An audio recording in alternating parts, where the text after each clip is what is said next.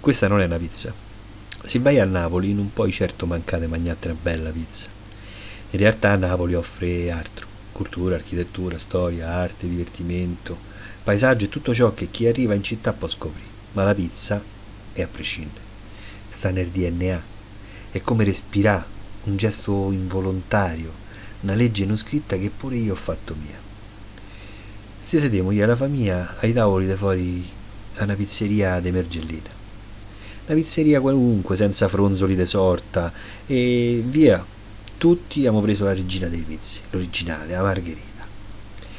Il forno sta lì dal 1891 e questo già mi tocca. Mi fia adolescente, passati pochi minuti, si alza dal posto e si avvicina al giovane pizzettaro che lavora a vista. Mi pare che il pizzettaro gli stia a spiegare qualche cosa mentre continua a schiacciare e a far volare dischi bianchi. Con la coda dell'occhio mi gusto la scena, curioso sino a quando mi fio sparisce e ricompare dopo poco cappello e grembiule da fornaretto. Faccio un cenno a mia moglie ancora più curiosa di me.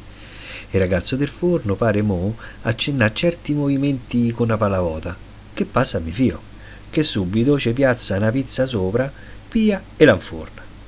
Non capisco che sta a succedere, ma bastano pochi minuti, la pizza è sfornata e lui si toglie il grembiule e torna al tavolo con la pizza nel piatto.